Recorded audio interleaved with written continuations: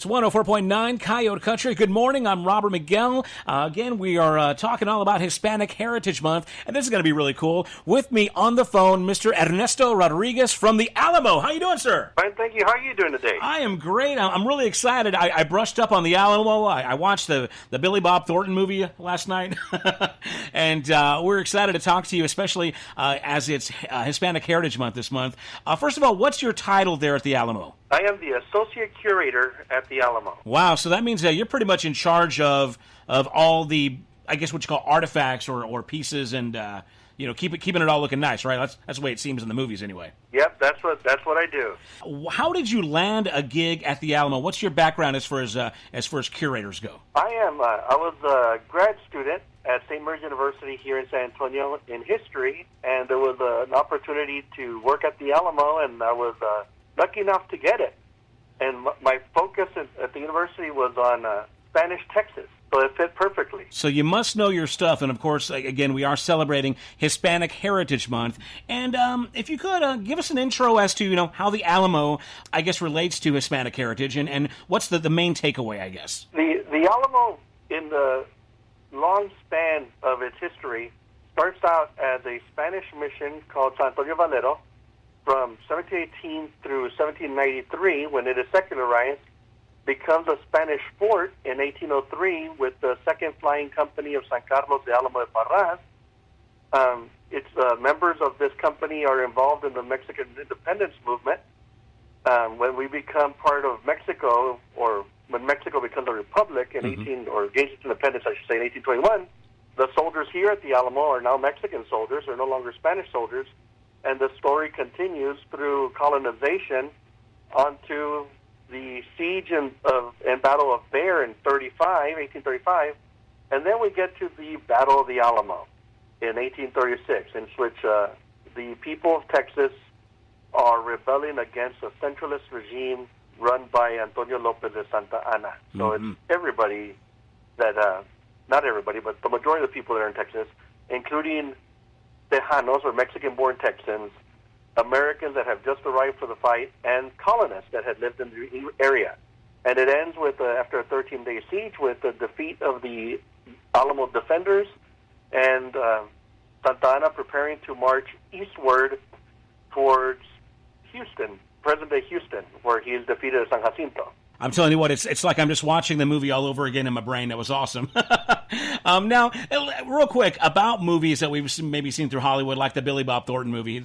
Even go back to what John Wayne did one, but I don't guess it was about the Alamo. How historically accurate are cinematic stories regarding the Alamo? Are they pretty respectful to the actual story? Some are and some are not. The John Wayne movie was great entertainment. It had some pieces that were factual, a lot that were not. But it was great entertainment. It brought the story of the Alamo back into the highlights of the people's minds, which helped us because it created another group of future historians after that movie. In 1986, 87, they started filming the Alamo Price of Freedom, which is still shown at the IMAX here in town. Huh. And that was one of the movies in which they did the traditional telling of the story, but the battle happens at night, the way it actually did happen. And it's still a very popular movie with schools. They still bring students over, and before they visit us, they go there. Wow. And then you have the 2004 movie, which was a great movie in the sense that they tried to do as much historic background as they could. They could have done more, but you get a better sense of what happened. And so it's improved. As the years have gone by, the story has improved cinematically. Well, it's good that you know your movie, your little Alamo movie buff. I appreciate that. Again, we're talking to Ernesto Rodriguez over at the Alamo, one of the curators there. Really exciting, of course, as we celebrate Hispanic Heritage Month. Now, what's this? What's one of the more popular misconceptions about the Alamo? Maybe what's something that people think they know about, but maybe they're wrong? There's one of the main ones is a lot of people think that the Battle of the Alamo is the United States versus Mexico. Right. And it really isn't. It's part of an internal civil war that turns into an independence movement. So people come and believing that it's part of that. There's also that misconception that many people have that the defenders won and Mexico lost. Right. and it's the other way around. But it's because, we tend to remember San Jacinto later, that it's a victory at the end, and we think about the Alamo today, and the big question is, why do we remember the Alamo? Why is it such an important place? And it's because these men stayed and fought for what they believed in, even though they knew that the outcome was probably going to be them losing their lives. So it was the ultimate sacrifice for freedom. It was actually, the ultimate last stand, and that's why they say remember the Alamo. These are like you said, the Battle of Jacinto with Houston, right? And that was kind of like the battle cry. Hey, yes, it was. Remember the Alamo because they lost. The other thing is when you think about the Battle of San Jacinto, when they're yelling, "Remember the Alamo, remember Goliad," those two phrases are very important because in modern society we may not know our neighbor, but in that point in time, people knew each other. They knew of people. So when you're yelling out, "Remember the Alamo," you're remembering your neighbors, you're remembering your friends, you're remembering all these men that you knew that died in battle. So it's a more personal cry. And today we remember because of the sacrifice they made for Texas independence. Now, as far as the Alamo experience, let us know what's actually inside the Alamo. Give us a couple of items of interest when we make a visit there. What are the things to catch? Okay, the Alamo today consists of the original portion that still exists are two buildings, which is the Lawn Barrack and the church. The Lawn Barrack is our main museum at the moment, and it contains artifacts from the Spanish period all the way through the modern era, and by modern I mean about 1905. But in that span of time, you can see Travis's ring, which is the ring that he took off his finger and put on a piece of string and tied it around the neck of Angelina Dickinson, the daughter of Almiron and Susanna Dickinson. So there's this personal item, this small piece of history that traveled away from the Alamo and made its way back. Wow! You can see some of one of Crockett's rifles. You can see Santa Anna's sword in that building. Man. So it's our place where we can showcase a large amount of history. We have another building off to the side, which is the exhibit space. It's the annex building, and right now we are running an exhibit that is on the military history of the site. And so you can learn about the Spanish period all the way through the basically modern era, but its focus is on what happens after the mission closes and the site begins to become a fort.